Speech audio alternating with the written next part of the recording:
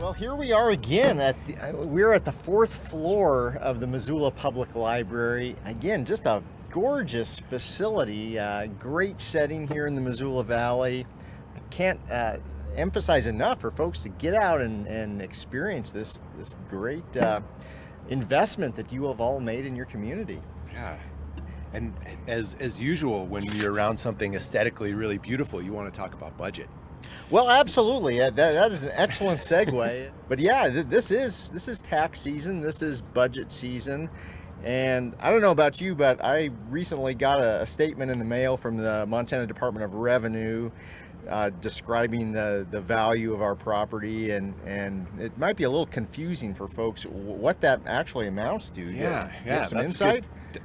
I'll give it a shot. Okay. So that statement from the Department of Revenue was the Department of Revenue's their assessment of the taxable value of your home, which is not the same as the marketable value. If you were to go sell that house tomorrow, your house tomorrow, it probably wouldn't be the same. But the Department of Revenue has their own equation, and they come up with what they call the taxable value. Now, this gets really arcane, but it's kind of interesting too. Taxes are divided up into little units of taxation called a mill. And we can assess a certain amount of mills each year. That means tax a certain amount of money on the citizens of Missoula County. And interestingly enough, a mill is equivalent to 1/1000th of the total taxable value of all the real estate in our county. So last year, one mill was roughly worth about $250,000. And the state tells us how many mills we can tax. We have a cap. We can only tax up to a certain amount of mills.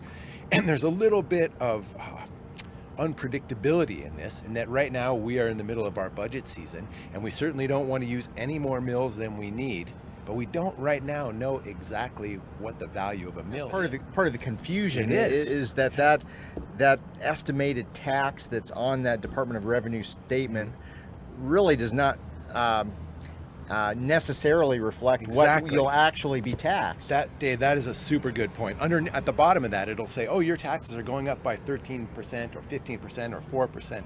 That is if everything stayed exactly as it was last year, and then you have this new taxable value. Last year meaning the value of a mill last year being the same as this year. We don't quite know yet. So there's a bit of unpredictability in that. And amidst that unpredictability, we are in the midst of a fairly predictable budget process, where we hear from all of our departments, everything from elections to the city county health department, and our planning office and public works, and many more. Each one of those departments has a budget.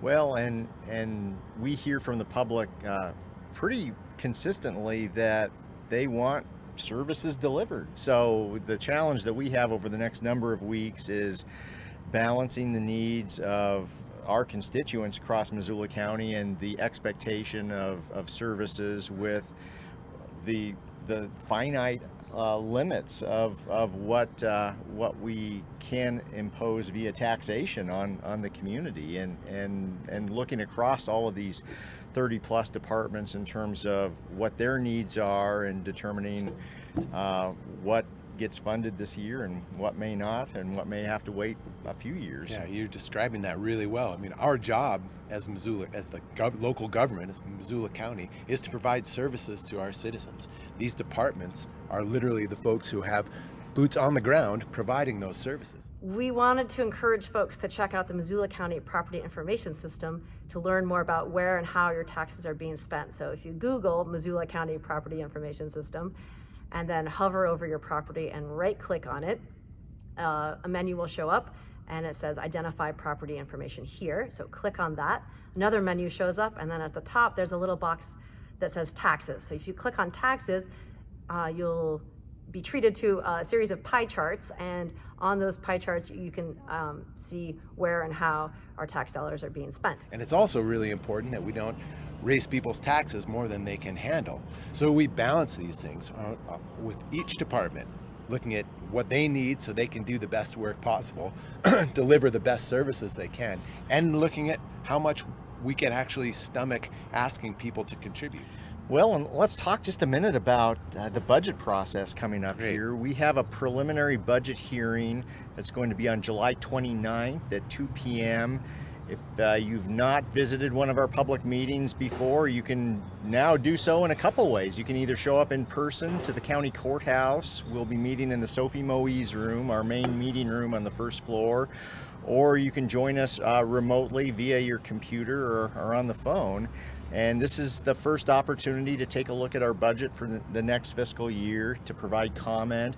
The public comment period will be open for about a month, and then on August 26th, same time, same place, we'll be having our final budget hearing and budget adoption. So we'd love to hear from folks. Yeah, I would really encourage you to, if you have a moment, take a look at this preliminary budget and offer your impressions on specifics. Saying, "I'd hate taxes" isn't helpful. Everyone hates taxes, but if you could say, "This is too much money for this piece, and we really wish you'd invest over here in this piece for these reasons," that could be really helpful.